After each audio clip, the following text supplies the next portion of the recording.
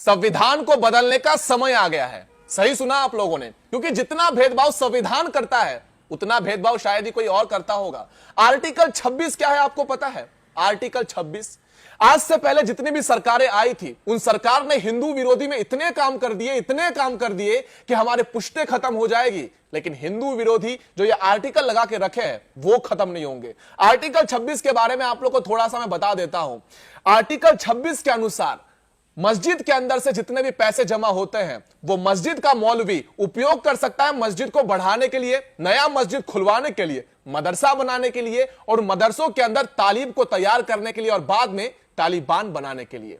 Church के अंदर जितना भी पैसा जमा होता है वो चर्च का जो पादरी होता है, वो पोप होता है, सिस्टर होती है, फादर होता है, वो सभी का सभी पैसा यूज कर सकते हैं उनके चर्च को बढ़ाने के लिए, नया चर्च खुलवाने के लिए और उन्हीं पैसों से राइस बैग खरीद कर हिंदुओं का धर्म परिवर्तन करवाने के लिए।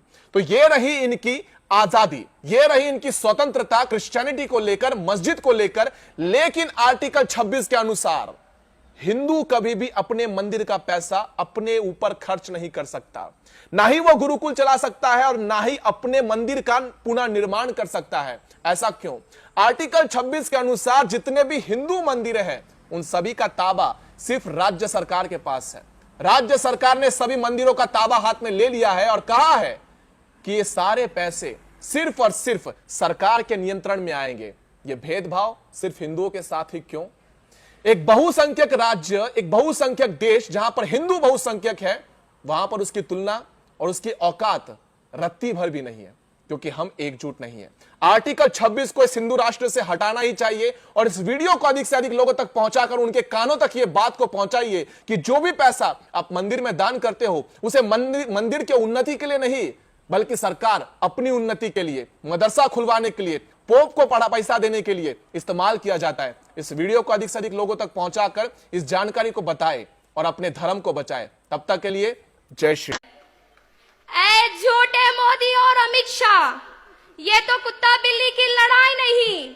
याद रख तू तो शेरों के साथ खिलवाड़ कर रहा है। अगर शेर भूखा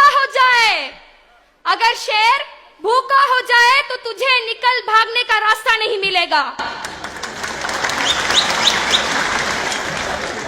शराफत से रहो वरना बहुत पछताओगे तुम भी। शराफत से रहो वरना बहुत पछताओगे तुम भी। परेशान हम अगर होंगे सुकून न पाओगे तुम भी। मुखालिफ लाख हो जाए जो हम मैदान में आ जाए किसी से डर नहीं सकते। ऐ मक्कार मोदी और अमित शाह, तुम लोग ख्वाब में भी मत सोचना कि हम मुसलमान इस हिंदुस्तान छोड़कर जाएंगे। ये एनआरसी, एनपीआर, सीएए और एबीसीडी से लेकर जेड तक जो भी बिल पास कर ले, लेकिन हम मुसलमान इस हिंदुस्तान से निकलने वाले नहीं, क्योंकि ये हमारा देश है, ये हमारा हिंदुस्तान है और हमारे बाप दादाओं का खून पसीना इस मिट्टी में मिला हुआ है। वो जिनसे हो नहीं पाती है सरहद की निगहबानी, वो जिनसे हो नहीं पाती है सरहद की निगहबानी, हमारे मुल्क में वो चाहते हैं अपनी मनमानी। ऐ झूठे मक्कार मोदी और अमित शाह, तुम लोग इस सत्ता की कुर्सी के लायक नहीं, जाके चाय बनाने का काम करो, क्योंकि इसी के लिए लायक हो। ये तो ऐसा बेवकूफ प्रधानमंत्री है कि वो हम लोगों के पास पैन कार्ड, रेशन कार्ड, आधार कार्ड, यहाँ तक के पासपोर्ट भी रहने के बावजूद वो हमसे सवाल करता है कि क्या तुम इस देश के सिटीजन हो या नहीं। हमारे प्रधानमंत्री को तो सिर्फ ये कहना आता है कि मेरे भाइयों बहनों स्वच्छ भारत बनाऊंगा, या मेक इन इंडिया करूंगा, या बेटी बचाओ बेटी पढ़ाओ का नारा लगाता है। मैं कहती हूं कि जब इन लोगों के हाथों से बेटी बचेगी तभी तो पढ़ेगी।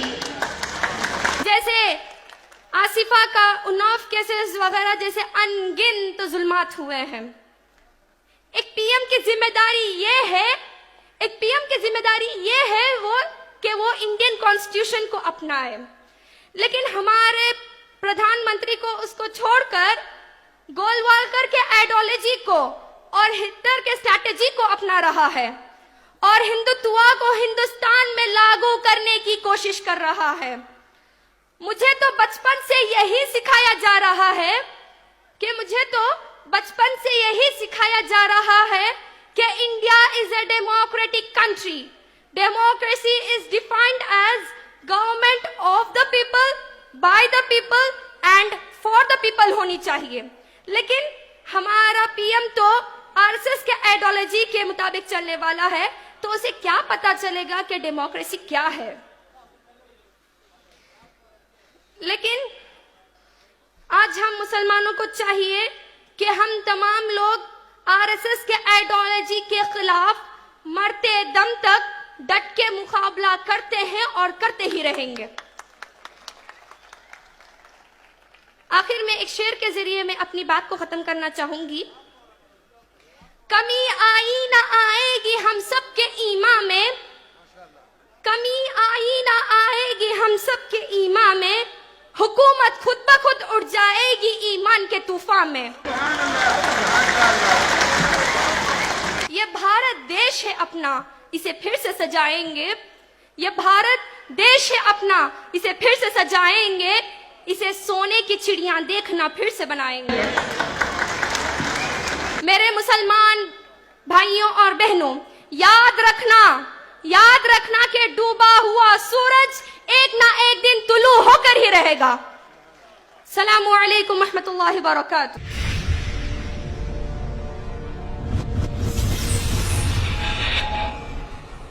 चमत्कार करती हैं और ये बड़ा सुनियोजित तरीके से होता है।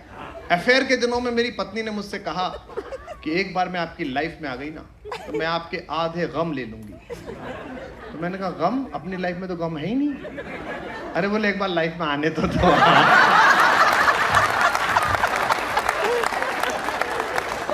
तब से गम ही बट रहे हैं। अच्छा, इसमें क्या होता है, बड़े प्रोसेस में आप महिलाएं, भाभियां, बेटी बड़े प्रोसेस में मेहनत करती हैं। सगाई के दिनों से, अफेयर्स के दिनों में अपने प्लॉट पे काम शुरू करती हैं। पहले उसकी शराब छुड़वाती हैं, फिर बियर छुड़वाती हैं, फिर सिगरेट छुड़वाती हैं। क्या एस्ट्रे जैसा मुंह बना रखा है, यही तो अनुभव में हंस रहे हैं। फिर दोस्त बदलवाती हैं, नीला वाला ठीक नहीं है, पीला वाला ठीक है।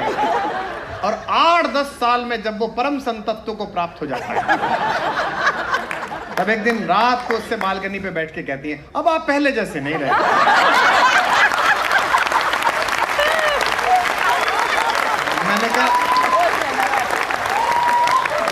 मैंने कहा बेचारे का पूरा सिस्टम फॉर्मेट मार दिया, अब किसका एंटीवायरस चढ़े।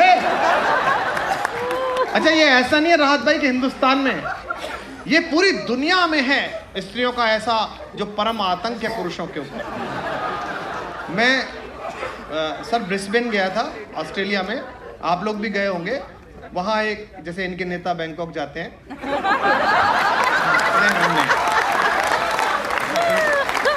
वो बीच में 2-3 महीने गायब हो गए थे, तो अखबार में खबर छपी कि उत्तराखंड के जंगलों में देखे गए।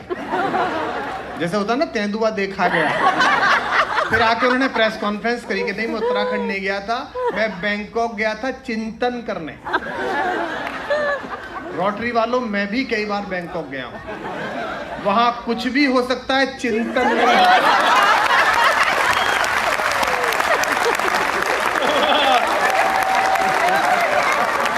और जो लोग ताली बजा रहे हैं, लग रहा है उन्हें देख के कि आप भी काफी चिंतन करके आए हो।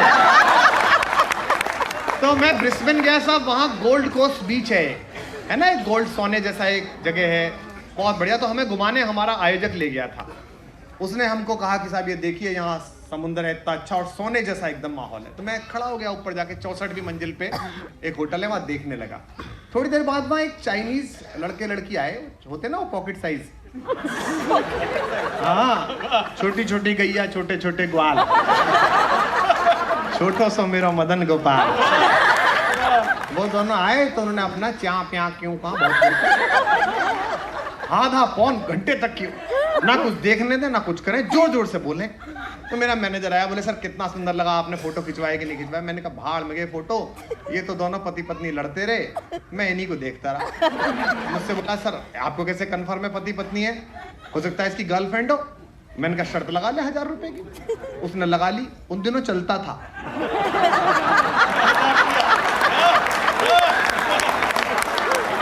उसी दुर्घटना के बाद बंद हुआ। तो उसने लगा ली साहब। वो जाके उस लड़के से बोला कि इज शी योर गर्लफ्रेंड? वो चाइनीज बोला no no my wife my wife. तो 1000 रुपए हार गया लड़का। वो सिडनी जाते हुए मुझसे बोला कि सर बाकी सब तो ठीक है, आप 1000 रुपए ले लो सर, पर आप ये बताओ आपको कैसे पता चला ये पति पत्नी है, गर्लफ्रेंड बॉयफ्रेंड नहीं है? मैंने कहा देख मैंने उनकी बातें सुनी। बोले अच्छा आपको चाइनीज भी आती है? मैंने कहा चाइनीज नहीं, हरकतों से पता चला। बोले कैसे? मैंने कहा वो महिला 15 मिनट लगातार बोलती थी और वो बेचारा पति कहता था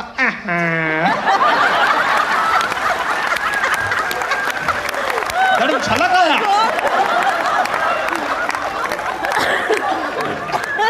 आप लोग जो कष्ट में हैं वो थोड़ा आनंदित मुद्रा में बैठिएगा। मैं 4 पंक्तियां सुनाता हूँ, निवेदन करता हूँ।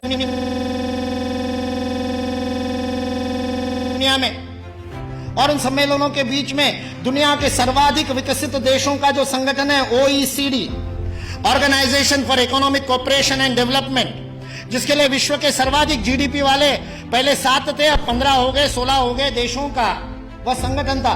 उस OECD ने सन 2000 में एंगस मेडिसन नाम के अर्थशास्त्री को यह काम दिया कि वो विश्व का आर्थिक इतिहास लिखे। और चूंकि उनकी गणना, उनकी हिस्ट्री 0 ईस्वी से शुरू होती है, तो एंगस मेडिसन को भी काम दिया 0 ईस्वी से 2000 ईस्वी तक 2000 वर्ष का आर्थिक इतिहास लिख दीजिए।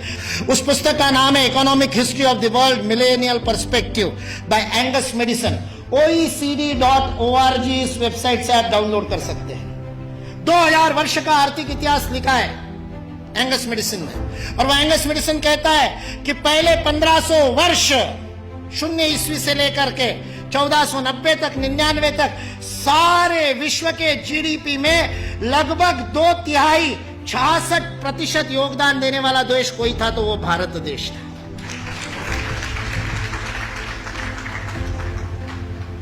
मैं सोच रहा था, इतिहास का मैं विद्यार्थी हूं, आपके जैसा इतना अध्ययन तो नहीं किया, लेकिन मैं सोच रहा था ये 1500 से क्या संबंध है। तो पता चला वास्को दी गामा 1498 में आया था। और मतलब उसने भारत को खोजा, ऐसा हम लोग भी लिखते हैं, तो उससे पहले कोई गुम हो गया होगा। जो गुम हुआ हुआ भारत था वो विश्व के 2/3 GDP को प्रोड्यूस करने वाला, और केवल प्रोड्यूस करने वाला नहीं, विश्व को समृद्धि का अवदान देने वाला, वितरण करने वाला। विल ड्यूरांड अमेरिकन इतिहासकार है, 11 खंडों में उसने लिखी है हिस्ट्री ऑफ सिविलाइजेशन। वह विल ड्यूरांड लिखता है सारे विश्व को संपदा का वितरण करने वाला कोई देश होगा तो वह देश भारत देश है। वितरण शब्द प्रयोग किया है, लेन देन नहीं, वितरण करने वाला देश। सारे दुनिया में हमारे व्यापारी जाते थे।